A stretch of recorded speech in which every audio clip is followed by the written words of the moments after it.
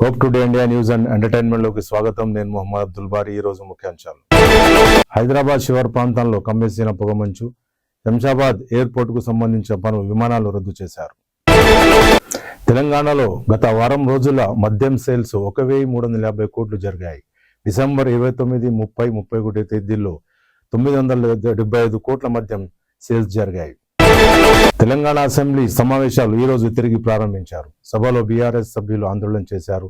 Urea కోసం speaker podium దగ్గర నిరసన తెలియజేశారు. సమస్య ఉంటే చర్చ చేయాలి, కానీ సభ ప్రొసీజర్ ఫాలో అవ్వాలన్న మంత్రి శ్రీధర్ బాబు. మరోసారి హరీష్ రావును టార్గెట్ చేసిన జాగృతి అధ్యక్షురాలు కవిత, తప్పులు చేసిన వారు అసెంబ్లీలో ఏం మాట్లాడతారంటూ ఆమె ప్రశ్నించారు. ప్యాకేజీలో అమ్ముకున్న బబుల్ షూటర్ ఏం చెప్తారని ఆమె ప్రశ్నించారు. మోసం చేసిన వ్యక్తికే బీఆర్ఎస్ డిప్యూటీ లీడర్ పదవి ఇస్తే ఎలా అని ఆమె ప్రశ్నించారు. బీఆర్ఎస్ కు ప్రత్యామ్నాయంగా జాగృతినే నిలుస్తుందని ఆమె అన్నారు. నీళ్ల గురించి కేసీఆర్ కంటే రేవంత్కి ఎక్కువ తెలుసా, హరీష్ రావుకు ఎక్కువ తెలుసా అని ఆమె ప్రశ్నించారు. అసెంబ్లీలో మ్యాచ్ ఫిక్సింగ్ నడుస్తుందని అంటూ సీఎం బబుల్ షూటర్ ఉంటారు, బబుల్ షూటర్ లేని బీఆర్ఎస్ పార్టీ బాగుపడుతుందని ఆమె చెప్పారు. బళ్ళారిని స్థానిక ఎమ్మెల్యే నారా భరత్ రెడ్డి బీహార్లా మార్చాడని మాజీ మంత్రి గాలి జనార్దన్ రెడ్డి చెప్పారు. గత 30 ఏళ్లుగా ప్రశాంతంగా ఉన్న బళ్ళారిని అక్రమాలకు నిలయంగా తయారు చేశారని, బళ్ళారిలో ఎమ్మెల్యే చేయని దందా లేదని ఆయన అన్నారు. ఫ్యాక్షన్ సినిమా తరహాలో ఎమ్మెల్యే తండ్రి సూర్యనారాయణ రెడ్డి వ్యవహరిస్తున్నారని, రాత్రి జరిగిన గొడవపై నేను కూడా ఫిర్యాదు చేస్తానని ఆయన అన్నారు. నన్ను అటాక్ చేసే దేశవ్యాప్తంగా పేరుస్తుందని భరత్ రెడ్డి ఇలా వివరించారని మాజీ మంత్రి జనార్దన్ రెడ్డి చెప్పారు. రేపటి అసెంబ్లీ సమావేశాలను బహిష్కరించిన బీఆర్ఎస్ రేపటి అసెంబ్లీ సమావేశాలకు హాజరు కారాదని నిర్ణయించారు.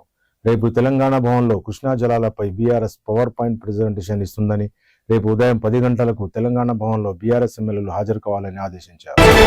మూసీ నది 240 కిలోమీటర్లు ప్రవహిస్తుందని సీఎం రేవంత్ రెడ్డి చెప్పారు. అనంతగిరి హిల్స్ నుంచి బాడ్డిపల్లి వరకు మూసీ ప్రవాహం, మూసీ ఈసీ నదులు కలిసే చోట బాపుఘాట్ అని సీఎం రేవంత్ రెడ్డి అన్నారు. అందుకే అక్కడ గాంధీ సరోవర్ ప్రాజెక్ట్ చేపట్టామని, నదీ పరివాహక ప్రాంతంలోనే అభివృద్ధి జరుగుతుందని సీఎం రేవంత్ రెడ్డి చెప్పారు. నేడు రెండో రోజు తెలంగాణ అసెంబ్లీ సమావేశాలు ప్రారంభమయ్యాయి. ఉదయం 11 గంటలకు ప్రారంభం కానున్న సభ నేటి సభతో మొదట ప్రశ్నోత్తరాలు, మహాత్మాగాంధీ ఉపాధి హామీ పథకం పేరు మారుపై చర్చించనున్నారు. మహాత్మాగాంధీ ఉపాధి హామీ పథకంలో గాంధీ పేరు తొలగించడాన్ని వ్యతిరేకిస్తూ తీర్మానం చేపట్టనున్న ప్రభుత్వం, జీహెచ్ఎంసీ బిల్లుతో పాటు పలు బిల్లులకు సభలో ప్రవేశపెట్టనున్న ప్రభుత్వం. శ్రీశైలం పాతాళగంగ మెట్ల మార్గంలో అర్ధరాత్రి చిరుతపులి కలకలం రేపింది. సీసీటీవీ కెమెరాలు రికార్డైన పులి సంచరిస్తున్న దృశ్యాలు. అప్రమత్తమైన ఈఓ శ్రీనివాసరావు, చైర్మన్ రమేష్ నాయుడు, పుణ్యస్నానాలకు వెళ్లే భక్తులు, స్థానికులు జాగ్రత్తలు పాటించాలని మైకుల ద్వారా అనౌన్స్మెంట్ చేశారు. శ్రీశైలంలోని అదే గృహంలో గతంలోనూ సంచరించిన చిరుతపులి. శ్రీశైలం టోల్గేట్ వద్ద పోలీసులు మద్యం బాటిళ్లు పట్టివేశారు. వాహనాల తనిఖీలో భాగంగా పోలీసులకు పట్టుబడిన 47 మద్యం బాటిళ్లు. నంద్యాల జిల్లా ఆత్మకూరు మండలానికి చెందిన 2 వ్యక్తులు మోటార్ సైకిల్ పై మద్యం తెస్తూ పట్టుబడిన నిందితులు. 47 మద్యం బాటిళ్లు సీజ్ చేసిన పోలీసులు.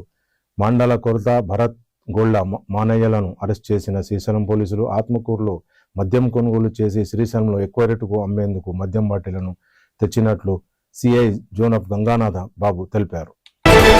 ఫిబ్రవరి 2వ తేదీన ఏపీకి కాంగ్రెస్ అగ్రనేతలు రానున్నారు. ఏపీకి రానున్న సోనియా గాంధీ, రాహుల్ గాంధీ, ఖర్గే.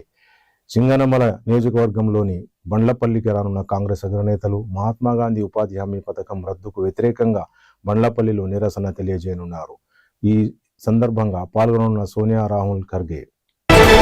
ఇరాన్కు అమెరికా అధ్యక్షుడు ట్రంప్ హెచ్చరికలు జారీ చేశారు. నిరసనకారులపై బలప్రయోగం చేయొద్దని ఇరాన్కు వార్నింగ్ ఇచ్చారు. నిరసనకారులను చంపితే యుద్ధం చేసేందుకు సిద్ధంగా ఉన్నామన్న ట్రంప్.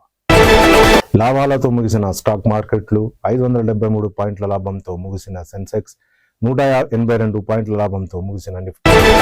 ఇవి ఇప్పటికున్న ముఖ్యాంశాలు. మళ్ళీ రేపు కలుద్దాం. జై హింద్, జై భారత్. చూస్తూనే ఉండండి hope today India news and entertainment.